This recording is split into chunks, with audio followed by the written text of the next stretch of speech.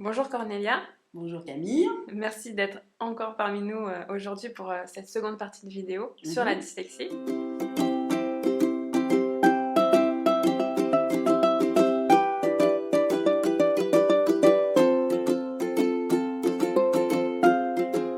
Alors suite à la première vidéo, on a eu des retours de parents qui disaient que leurs enfants étaient réprimandés dans le système classique lorsqu'ils étaient occupés à faire autre chose comme de dessiner pendant le cours, etc. Donc est-ce que tu peux nous en dire un peu plus à ce sujet? Oui, c'est malheureux. C'est malheureux parce que je pense que les pédagogues en 2020 n'ont toujours pas compris le sens du mouvement et le sens et l'importance du mouvement dans les apprentissages. Donc dans ces cas-là, je vais peut-être rebondir sur ton introduction pour revenir un tout petit peu en arrière sur les trois façons d'appréhender, enfin que l'enfant a de traiter l'information, qui, d'après les travaux d'Antoine de la Garandrie, qui a donc mis en avant les trois types d'apprentissage qui sont les visuels, les auditifs et les kinesthésiques. Donc je reviens juste rapidement pour montrer l'importance du mouvement et l'importance de laisser les enfants être dans le mouvement tout en étant dans l'apprentissage.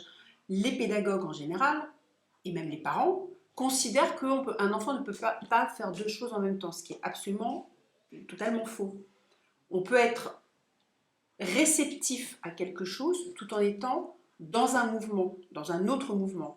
Et c'est une erreur vraiment magistrale que de penser que parce qu'on est passif, on retient mieux. C'est absolument faux. 70% de la population est kinesthésique, c'est-à-dire que 70% des enfants comme des adultes ont besoin du mouvement pour leur apprentissage.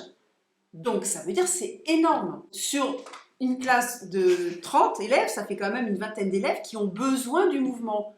Qu'est-ce qu'on réprimande ces enfants qui sont volontairement, qui ont besoin du mouvement?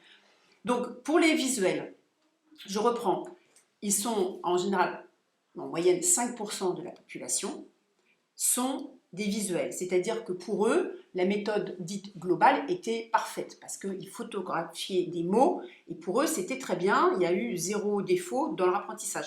Sauf que c'est que 5% de la population, donc c'est une minorité. Ça a donc fait plus de mal aux enfants que de bien. Leur repère, c'est principalement l'espace et ils sont synthétiques et ils ont une vision globale des choses. Ça, c'est l'apprentissage, la façon d'apprendre des visuels. Donc il faut la photocopie et l'information passe par les yeux. 5% de la population. Les auditifs, 25% de la population, ont besoin de la parole de leur parole aussi, pour s'entendre et être dans la réflexion. Donc ils ont besoin de l'écoute de l'autre, mais de s'écouter soi-même. Leur repère, c'est le temps. Et pour la réflexion, encore une fois, ils ont besoin de s'entendre parler. Et ça, je reviendrai dessus. Pour l'apprentissage des enfants, qu'ils doivent s'écouter parler. Ils doivent s'écouter parler parce que leur traitement d'information passe par l'oreille. Et les kinesthésiques, eux, c'est un peu des deux. Ils ont à la fois la représentation d'espace en eux et l'espace-temps aussi. Et l'information passe par le corps, tout le corps. Donc ça peut être la main, l'oreille, la parole, tout ce qui est lié au sens fait partie de leur apprentissage.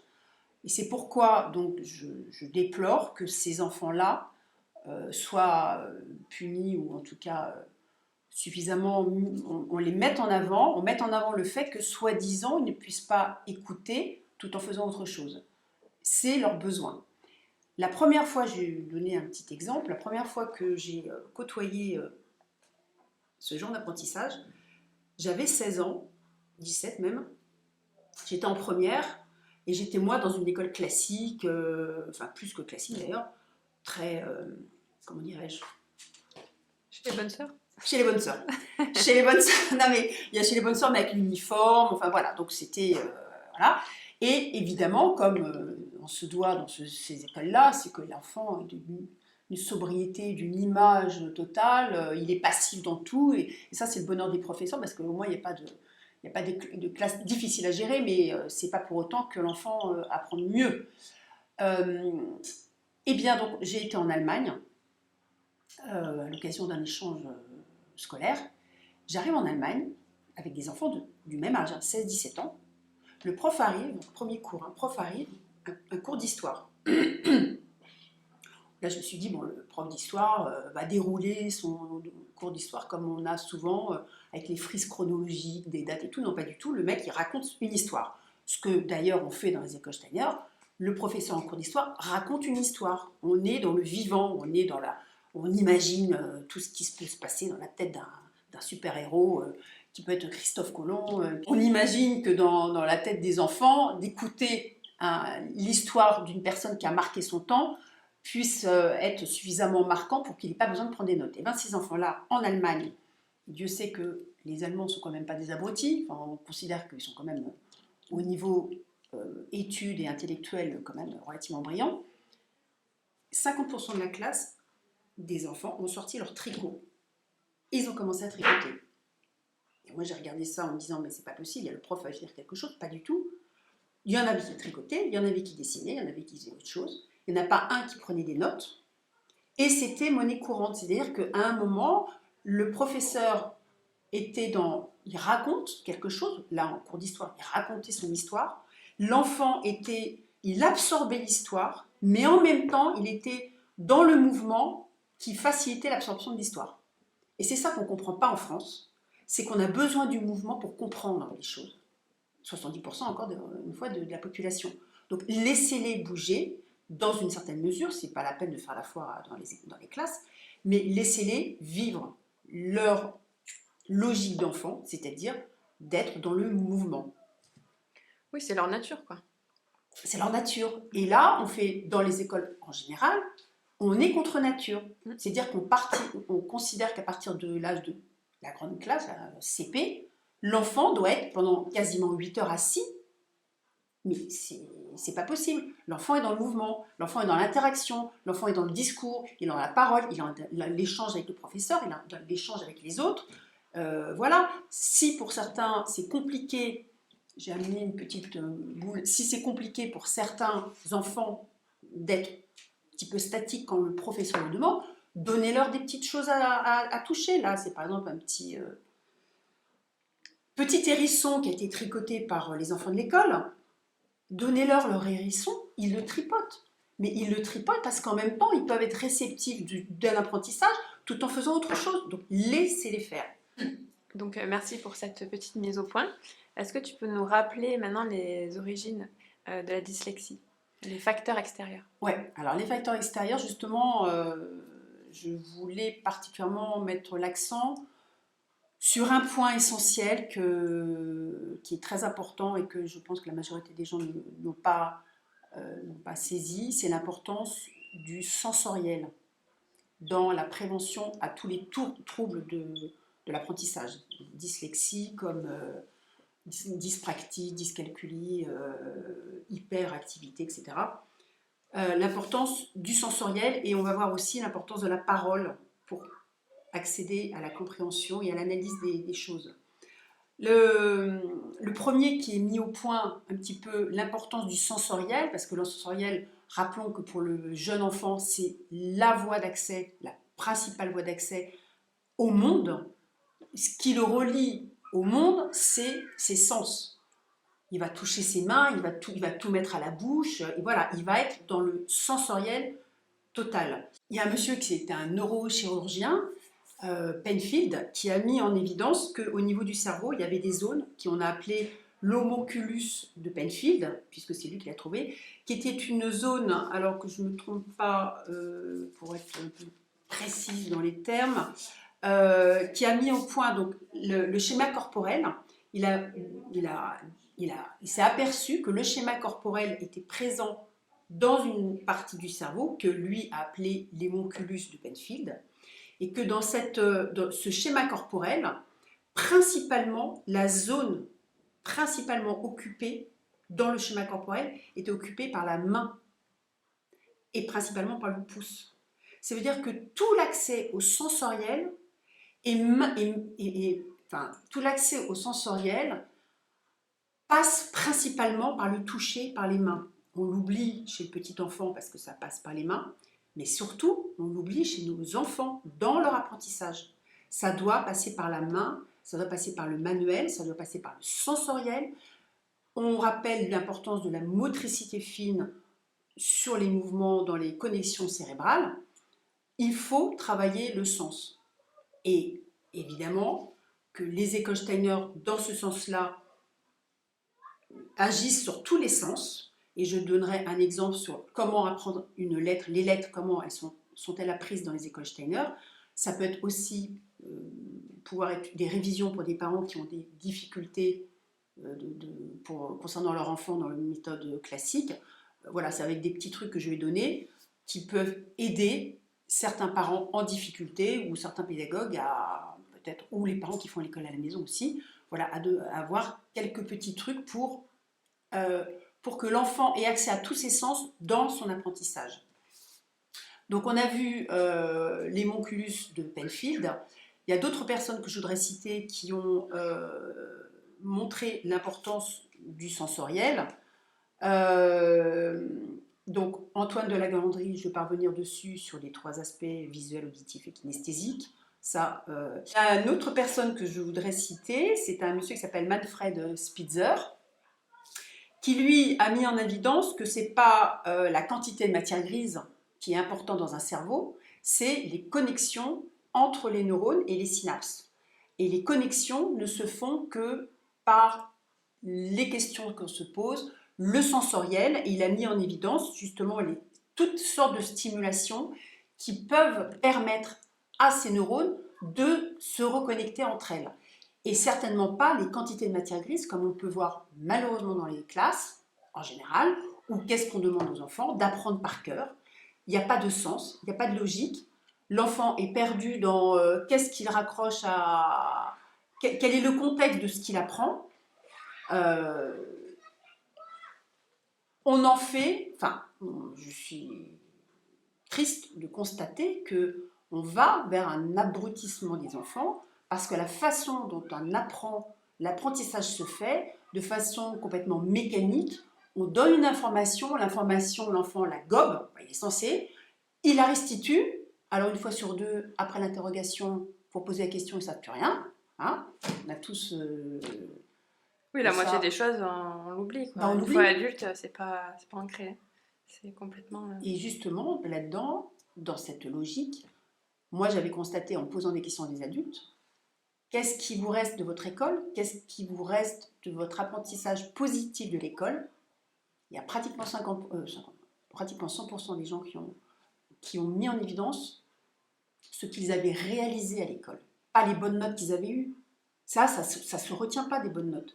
Mais quand ils avaient réalisé quelque chose, ou ils avaient fait une super rédaction, qu'ils avaient lu en classe, ou qu'ils avaient fait une pièce de théâtre, ou qu'ils avaient fait un dessin, ou quelque chose d'artistique, quand on a fait quelque chose avec son corps, ça reste. Quand on a des bonnes notes, tout le monde s'en fout. Donc le problème, c'est mais qu'est-ce qu'on fait pour nos enfants? On accentue la réussite que sur les notes. Je déplore que malheureusement, on ne va pas faire des adultes qui vont réfléchir, qui vont se poser des questions, parce qu'ils vont gober tout ce qu'on leur dit. Steiner, il n'y a pas de notes. Donc, si l'enfant apprend, c'est parce qu'il a plaisir à apprendre. Si l'enfant a des difficultés, eh bien, il traverse ces difficultés. Moi, j'ai vu des enfants se faire aider par d'autres parce qu'ils n'arrivaient pas. Et ceux qui sont en facilité peuvent aider son voisin. Donc, ça apprend l'humilité pour ceux qui sont forts, la patience pour ceux qui ont plus de mal. Voilà. On est dans le plaisir d'apprendre et non pas de la bonne note. Et surtout, on est dans l'apprentissage, on est dans le corporel, on est dans le sensoriel. Donc je voudrais, alors avant de vous donner un exemple sur la façon dont on apprend dans les écoles Steiner, Madame Nuitz, que j'ai donc pu rencontrer, avec qui j'ai fait des stages et qui a eu le prix en 2002 Enseignement et Liberté, sur tous les travaux qu'elle a pu faire autour de l'apprentissage des enfants, a mis en évidence le fait que la mise en mots des informations sensorielles permet le passage à la conscience. Je répète, parce que c'est important, la mise en mots des informations sensorielles. qu'est-ce qu'on a dans cette phrase? On a déjà le sensoriel, tous les sens, la mise en mots, c'est-à-dire la parole, permet l'accès à la conscience. Moi, j'ai fait des expériences avec elle, il fallait reproduire un certain nombre de choses un petit peu techniques. Si on se tait, on n'arrive pas à les reproduire. C'est difficile à expliquer comme ça, mais c'est une réalité. C'est-à-dire qu'on voit un schéma un petit peu compliqué. Si on ne se parle pas en voyant le schéma, en disant « Ah oui, alors là, donc je vois qu'il y a une planche qui est au-dessus d'une autre. Ouais, mais alors si la planche est au-dessus d'une autre, comment je fais pour ressortir celle qui est en dessous ?» On est obligé de se parler. Et tu remarqueras, Camille ou d'autres parents, quand on lit un mode d'emploi, on le lit à haute voix. Pour comprendre un mode d'emploi, d'un objet, de quelque chose pour lequel tu n'as pas la connaissance, C'est vrai. tu vas t'entendre parler. On est obligé de s'entendre parler. Mais j'ai fait, maintenant que je sais ça, quand j'entends les gens, ils se parlent pour accéder à la compréhension. Donc les enfants, dans l'accès à la lecture, principalement, il faut qu'ils s'entendent parler. Parce que ça permet la lecture, mais ça permet la compréhension surtout de la lecture. Parce que c'est pas tout de savoir lire, mais si on ne sait pas restituer ce qu'on a lu, ça ne sert à rien. Donc il faut qu'on comprenne ce que l'enfant lit, il faut qu'il le comprenne. Et l'accès à l'audition, à sa propre parole, est indispensable. Quand tu as parlé de Madame Nutz et du sensoriel, est-ce que tu as des exemples à nous donner à ce sujet? Oui, j'ai des exemples et c'était très très intéressant quand j'étais sur place. Elle préconise un certain nombre d'exercices dont je vais la témoigner et ça a été très touchant. Donc je vais témoigner de ce qui, moi, m'a touchée. Donc là, j'ai pris une petite figurine plastique, c'est pas Steiner, mais ça fait partie de l'exercice. C'est donc une hyène, hein, comme chacun peut le découvrir. L'idée, c'est d'avoir un certain nombre d'animaux, comme ça, achetés dans les magasins, voilà, assez grands pour qu'il y ait un certain détail de la physionomie de l'animal. Donc l'idée, c'est qu'on donne un animal, évidemment on le cache, on donne un animal caché à un enfant, et par ses doigts, par son sens, il doit découvrir ce que c'est. Et j'ai fait l'expérience, c'est pas toujours facile parce qu'on ne sait pas du tout de quoi il s'agit, c'est que par le toucher. Donc on se dit, ok, alors là il y a 4 pattes. Alors déjà, premièrement, hyper important, parler. Il faut que l'enfant, quand il découvre, quand il cherche, il s'entende parler. Donc là, il y a combien de pattes? Alors moi, je sens qu'il y a 4 pattes, ok. Si je remonte un petit peu, ah oui, je sens comme un dos, après qui se termine, on dirait, par une queue. Voilà, donc il va dans le détail.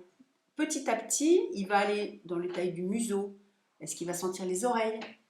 Est-ce qu'il a accès à l'orbite des yeux? Est-ce que les pattes, comment elles sont griffées, elles sont palmées? Comment sont les pattes? Pour tout ça, fasse qu'à un moment, il va arriver naturellement à donner le nom de l'animal qu'il a touché. Bon, dans ce cas de figure, s'il me dit que c'est un chien, je ne vais pas lui en vouloir parce que c'est comme la hyène est très proche du chien. Mais c'est l'idée, c'est qu'il puisse avoir accès à ses sens pour arriver à la connaissance. Et c'est là où j'en viens. Dans cette expérience-là, quand j'étais avec cette dame, il y avait un professeur, on était un certain nombre d'étudiants, je dirais, et il y avait dedans un professeur qui avait déjà suivi des cours avec cette dame et qui avait déjà mis en place un certain nombre de choses dans sa classe en tant que maître d'école. Il avait donné cet exemple, il a fait faire cet exemple à un gamin dont il savait qu'il avait été fortement maltraité. C'est-à-dire que c'est un gamin qui avait été battu. Alors il était suivi évidemment, mais en tout cas il avait un passé quand même très compliqué. Quand les enfants sont coupés de leurs sensations, ils sont coupés de leur façon de l'apprendre, enfin de leur raisonnement. Cet enfant-là, coupé de ses émotions, coupé de ses sensations, coupé de son sensoriel, parce que battu, forcément un enfant se met une carapace, n'avait plus accès par les mots pour lesquels il pouvait décrire l'animal, n'a pas pu avoir accès à aucun animal qui lui était présenté. C'est-à-dire il était coupé, son information intellectuelle, son information intellectuelle était coupée parce que son sensoriel avait été coupé. C'est là où on voit l'importance du sensoriel sur tous les plans dans l'apprentissage. Et pour finir sur les exemples, moi qui m'irrisse le poil, c'est quand je vois des gamins de 5-6 ans avec l'espèce de tétine dans la bouche, avec l'œil, parce qu'en général ils ont les yeux complètement hagards, en fait ils ont les yeux vides, c'est pas compliqué, mais parents, réfléchissez 2 secondes, arrêtez de mettre ce truc-là dans la bouche, qu'un enfant, un nourrisson ait besoin, on peut le comprendre dans une phase de nourrisson. Mais quand un enfant est en âge de découvrir l'extérieur, d'être en lien avec l'extérieur, d'être en lien avec ses émotions, dans tous ses sens, et que vous le collez ce truc dans la bouche, en général, qu'est-ce qu'on fait? Des enfants passifs, ils sont comme ça. Les yeux, ils partent, on sent qu'ils n'ont plus d'action, ils n'ont plus de vivacité. Mais qu'est-ce qu'on veut pour nos enfants? Est-ce qu'on veut des enfants quand même avec un esprit un peu critique, après avec un esprit réfléchi? Elle ne fait rien, mais Elle coupe de l'extérieur. elle se coupe de l'extérieur. D'abord, elle se coupe de la parole, et d'une, parce que quand même, c'est sois belle et tais-toi, ou sois beau et tais-toi. Bon, déjà, donc tu n'as plus accès à la parole.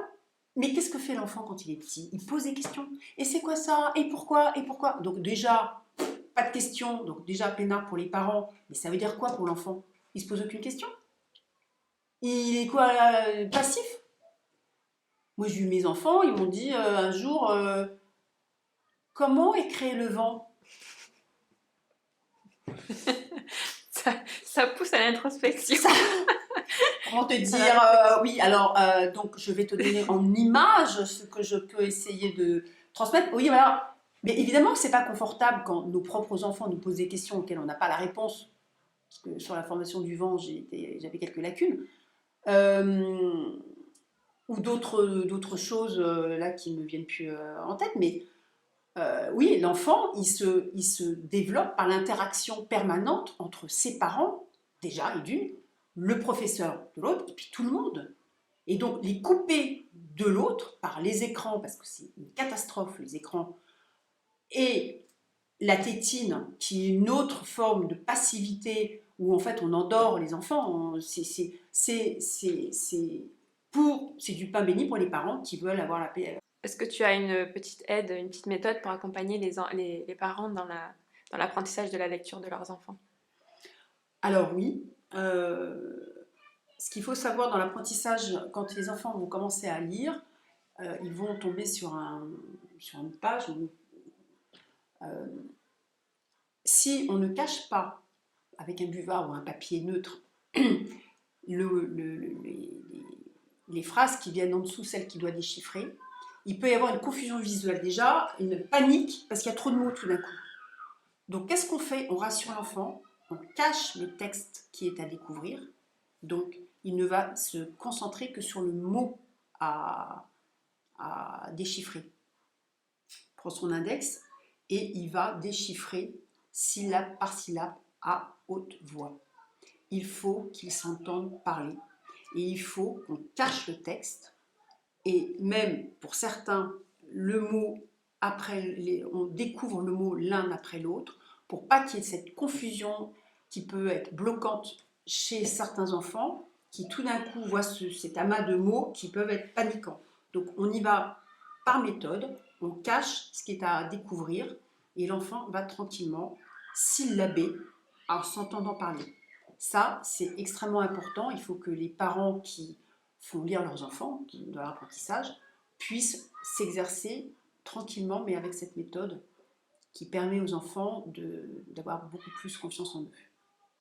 Donc justement, dans les écoles Steiner, comment on aborde du coup l'apprentissage des lettres, de la lecture? Alors, l'apprentissage de la lecture, c'est là où c'est intéressant, et c'est là où d'ailleurs j'invite tous les parents, quand ils sont acteurs de l'éducation de leurs enfants, à faire cette expérience. D'abord, avant tout, on montre à l'enfant qu'il y a 2 choses dans la vie principales, dans les formes, la droite et la courbe. Il n'y a pas d'autre possibilité que la droite et la courbe.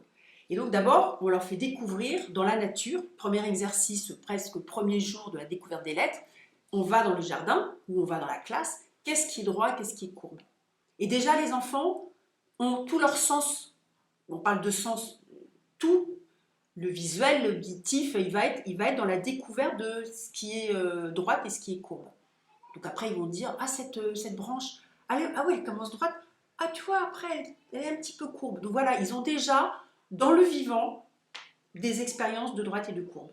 Et après la pédagogue va, au travers d'une histoire, introduire d'abord la droite, pendant une semaine environ, où là les enfants vont ne faire que des droites. C'est visible, c'est des exercices qui sont là. Alors, je me suis un petit peu trompée, parce qu'il y a des cours, puisque là on voit des ronds. Là, disons, c'est au bout de la 3e semaine d'apprentissage. La première semaine, c'est une expérience que de droite, dans tous les sens, des obliques, des verticales, des horizontales, etc. On fait que des frises de droite. La 2e semaine, c'est toujours raconté. Il y a toujours une histoire du roi qui était très méthodique, il avait des châteaux très droits, très pointus, les tables étaient bien alignées, les chaises étaient bien droites, voilà. Donc on introduit ce côté un peu rigide de la droite.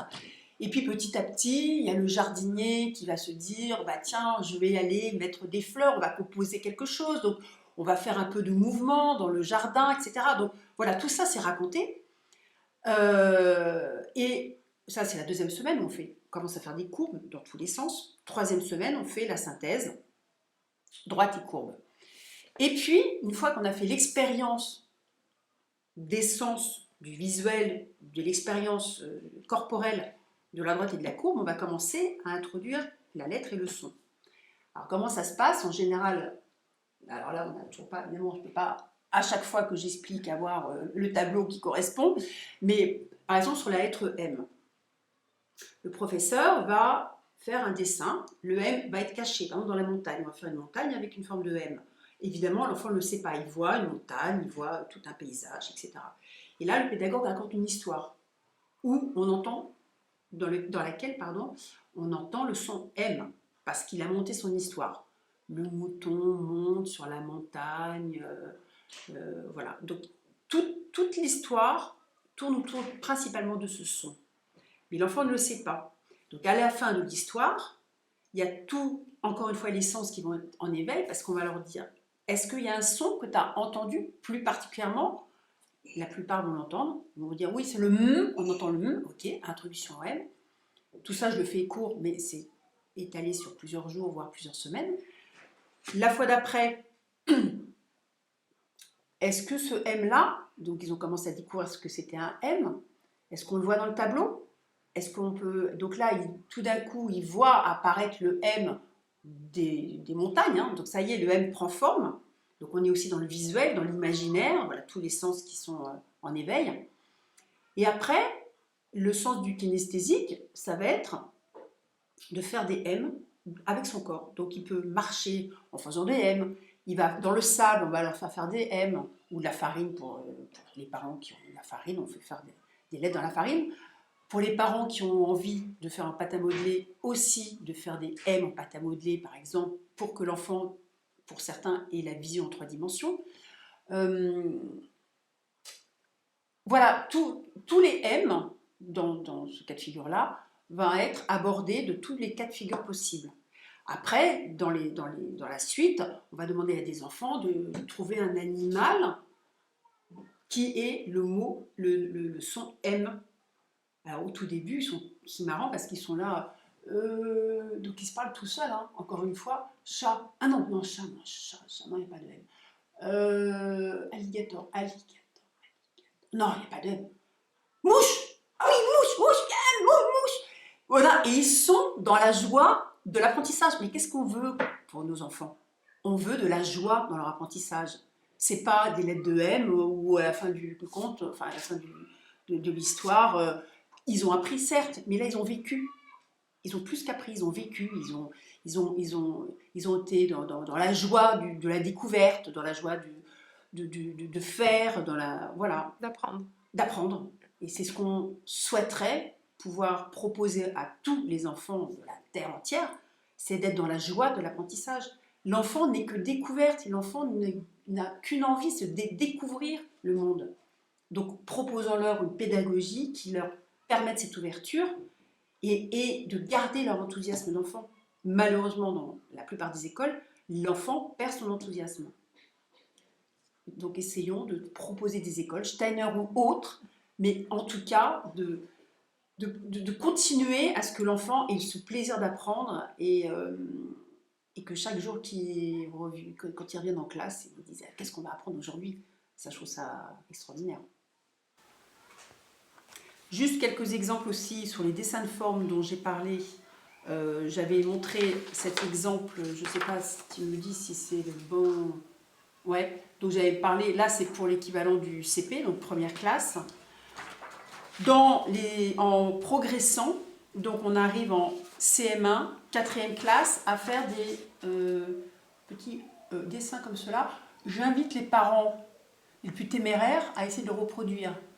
C'est compliqué. Donc ce que je veux dire, c'est que travailler aussi des dessins de forme qui sont une autre façon d'apprendre les lettres et d'apprendre, tout ça permet des connexions neurologiques, encore une fois, qui sont de l'ordre de la prévention ou de la dyslexie ou de problèmes d'apprentissage, parce qu'on ne peut pas résoudre tous les maux de la Terre avec la pédagogie Steiner, mais il n'empêche que ça favorise un certain nombre